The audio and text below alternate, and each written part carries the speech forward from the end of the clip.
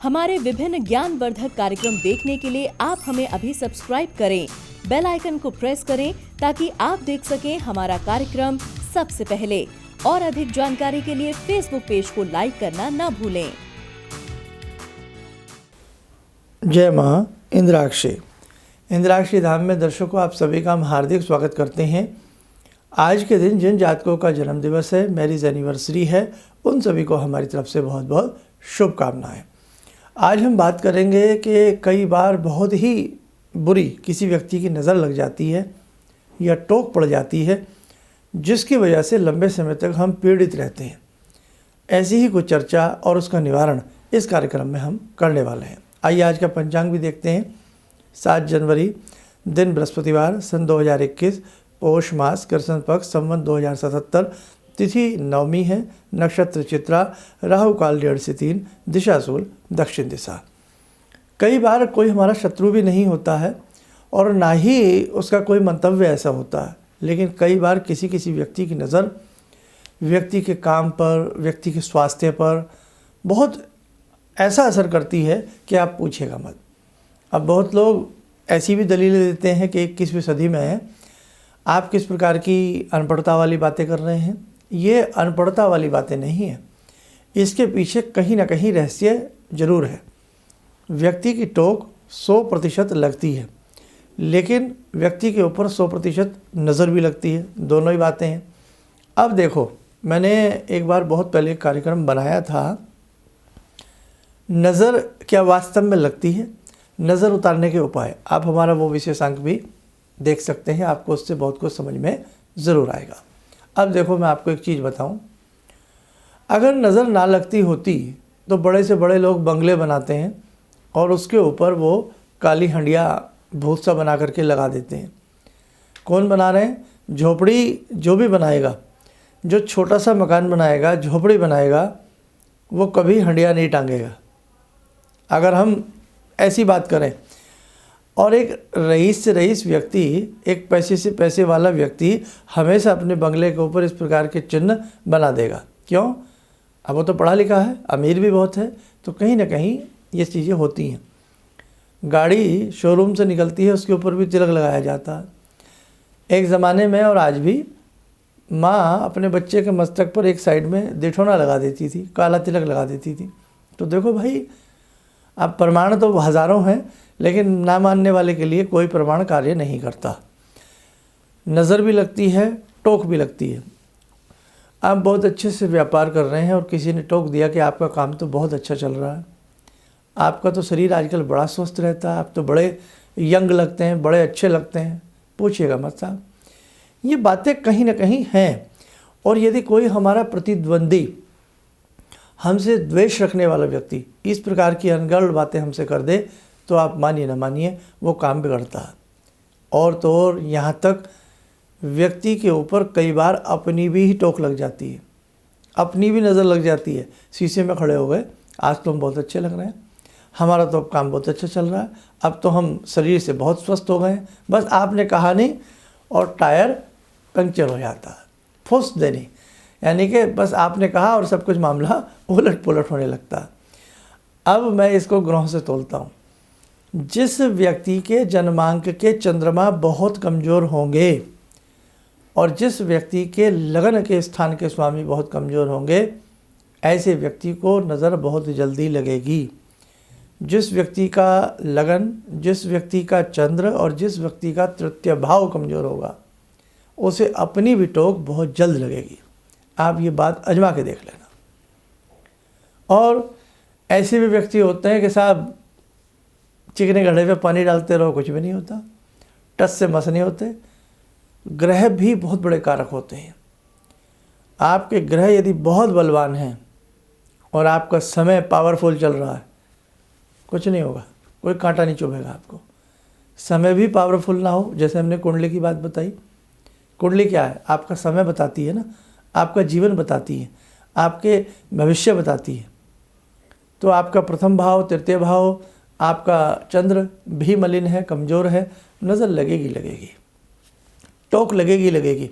और कई बार ऐसी फैमिलियाँ मुझसे मिलती हैं, ऐसे परिवार मिलते हैं, हम ग्रह देखते हैं कि ग्रह तो सही अच्छे से मिलते हैं, लेकिन किसी ऐसी प्रतिद्वंद्वी की नज़र लगी होती है, 20-20 साल से वो नज़र परिवार को चाट जाती है, नज़र दीमक की तरह चाट जाती है व्यक्ति को। हाँ, टोक ऐसी लग गई कि साहब निकलने का नाम नहीं ले रही, उसको चाट डालती है जब तक वो व्यक्ति बर्बाद नहीं हो जाता। अच्छा मकान बनाया, आप रह ही नहीं पाए उसमें, गए तो उसमें तंग रहने लगे, फिर आपने वो चेंज करने के लिए प्लान बना लिया। आपने अच्छा प्लॉट खरीदा, आपने अच्छे कपड़े खरीदे, फट गए, कट गए, पहन ही नहीं पाए, बीमार हो गए।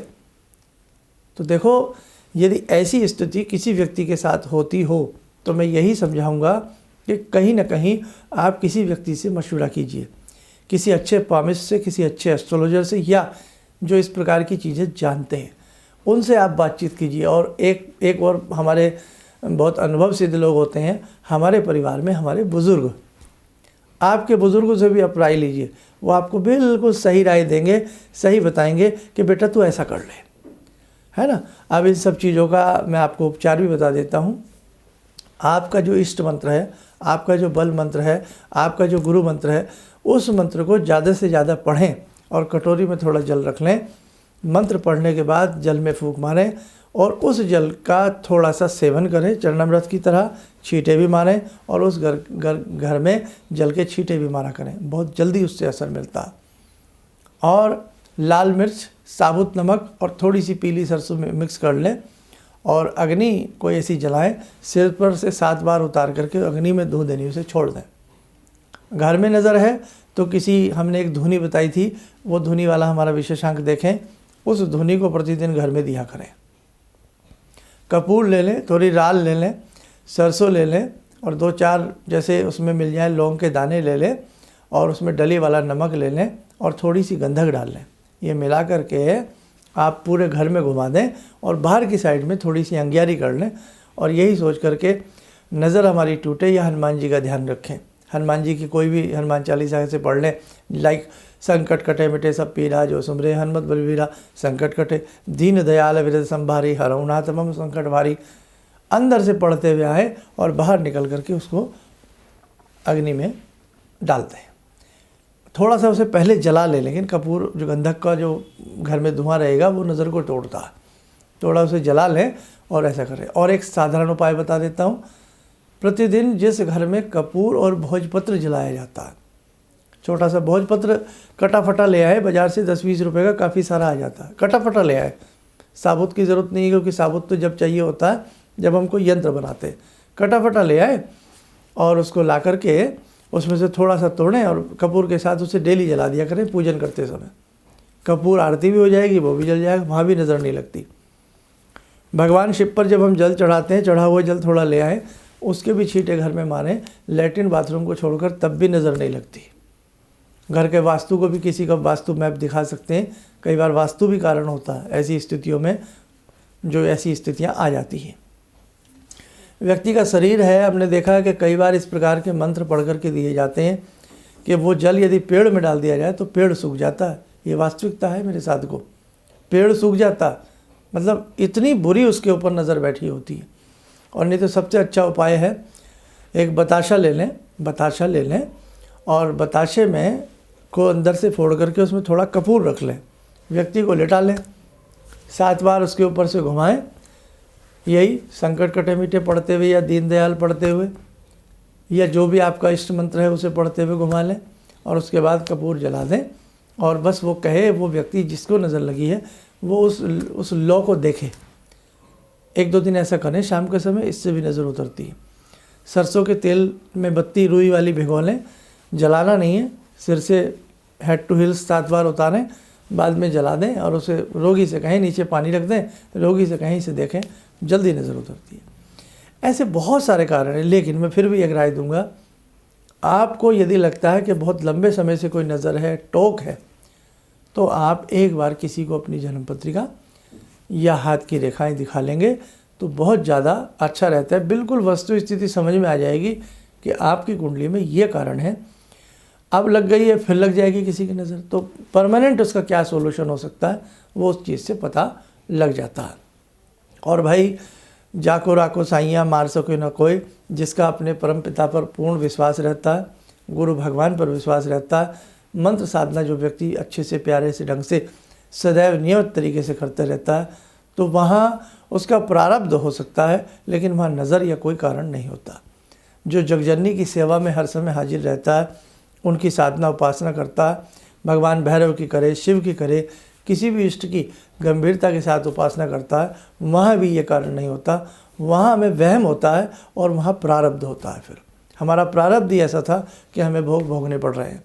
तो इसलिए ये भी ध्यान रखें, कई बार अंधविश्वास भी हो जाता है ना, कई बार रस्सी को सांप समझ लेते हैं हम लोग, ऐसा भी होता है। तो आज मैंने सारे पहलू थोड़े थोड़े आपको बताए। इस विशेषांक को ध्यान से सुने, समझें, कुछ ना कुछ बातें आपको समझ में ज़रूर आएंगी। आइए साधकों, समय चला आज की ध्यानमाला का। आज की ध्यानमाला में जुड़ते हैं हम भगवती माँ दुर्गा से। ॐ सिन्दूरारुणविग्रहां त्रिनयनां माणिक्यमूलस्फुरात् स्तारानायकशेखरं स्मितमुखी वापेन वक्षोरुवां पाणिभ्यामलपूर्णरत्नचषकां रत्नोत्परां बिभ्रति सौम्यां रत्नगटस्थरक्तचरणां ध्यायेत् पराम् अम्बिकां खड्गं चक्रगदेषु चापपरिगान् शूलम्बुशोण्डिं शिरा शङ्खं समदधतीं करे स्त्रीनयनां सर्वाङ्गभूषावृतां नीलासमद्युतिमास्य पाददशकां सेवे महाकालिकां यामास्तो स्वपितैहरो कमलजो हन्तुं मधुं कैटवं विद्युद्दामसमप्रभां मृगपते स्कन्दस्थितां भीषणां कन्या विहकरवालखेटविलसा धस्ताविरासेवितां हस्ते चक्रगदाशिखेटविशिखां चापं गुणं तर्जनीं विप्राणामलिलात्मिकां शशिधरां दुर्गां त्रिनेत्रां भजे। कवच बना लें, ध्यान करें, दुर्गा जी का आशीर्वाद हम सबके ऊपर बरस रहा है।